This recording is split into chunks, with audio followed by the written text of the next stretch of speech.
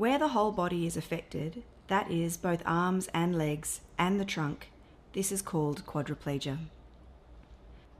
Where both legs are mainly affected, this is called diplegia.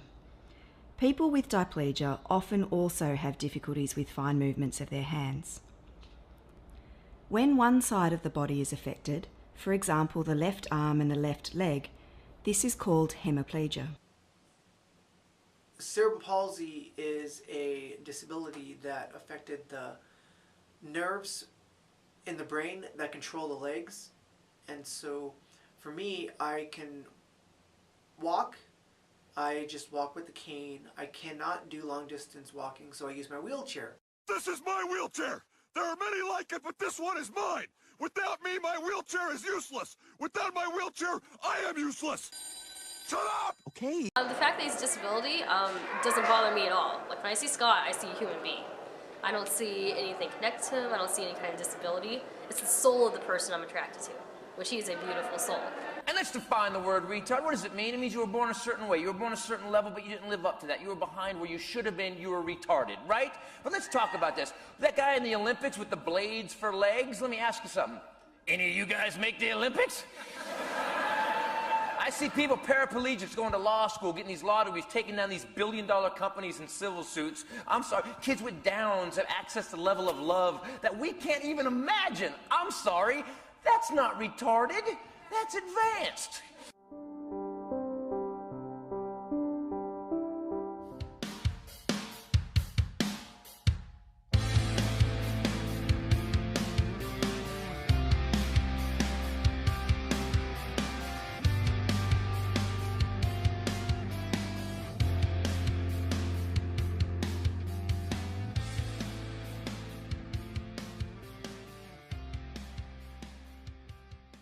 Because the college is so new, it was built in compliance with the Americans with Disabilities Act and the current requirements for accessibility.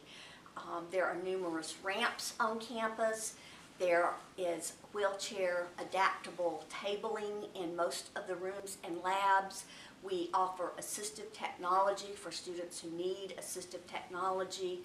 So the college is really at the cutting edge of accessibility in terms of on-campus access. I know people are so impatient in this, or they seem to be. I've had a physical disability. I've had a couple students in wheelchairs.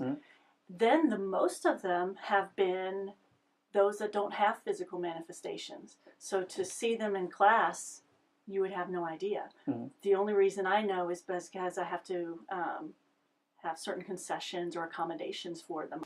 You know, a lot of people will overcompensate if they see someone with a physical disability, to the point where they're almost treating the person as if they're helpless. And let me tell you something about hanging out with disabled people. They use that against us. There was an elderly woman in a wheelchair, and she was trying to maneuver around, and this woman had very good intentions. She had come over to try to help her steer down the aisle, and the woman graciously accepted to help initially, but they were kind of moving in tandem as they were shopping, and the woman kept dropping everything to run over here, to the point the woman was like, "I'm okay now.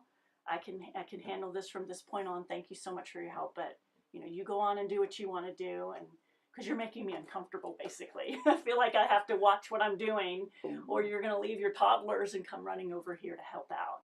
But at that point, she just kind of wanted to be left alone, and didn't want to be pointed out because of her disability. In my life, whenever I've used the word retard, never once have I thought of someone with MS or CP or Downs or autism, or has got legs going out the back of their shoulders because one of their chromosomes forgot to tell a DNA strand it was going on vacation.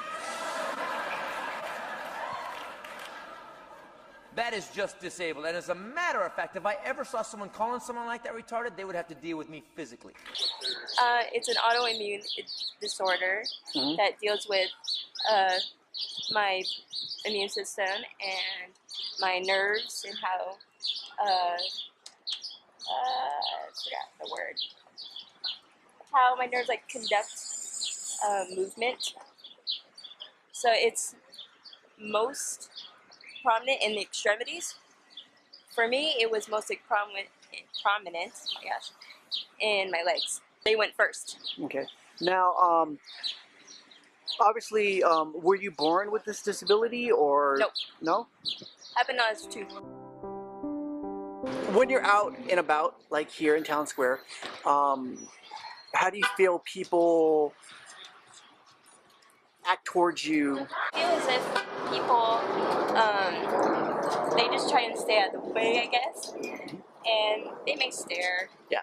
And because they always want to know what's going on, of course. Mhm. But for the most part, they tend to really not care. You get like people that are like kind and like, oh, let me get the door for you. Gestures like that? That happens a lot, actually. People always want to open the door for me and make sure that, like, I am, like, I guess, content with, like, what's going on. I remember a few times I'm out with friends, we're at the mall or wherever, and I would see old people come up to me, oh, poor baby, oh, here's some money, and I'm like, I don't want that, no, you know, or let me pray for you, and I'm just like, no, it's okay, thank you, I'll pray for you.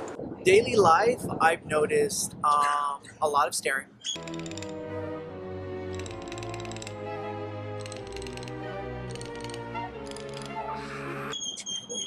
A lot of pointing and laughing.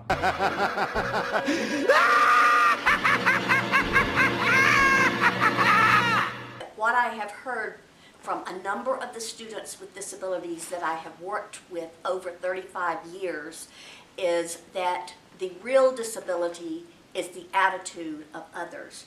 It's not the disability that the individual has, because that can be accommodated, but it is the attitude of others who perceive sometimes an individual with a disability as incapable of doing things, when the truth is they enrich the diversity of our society and bring to our society unique skills that we all need and need to appreciate.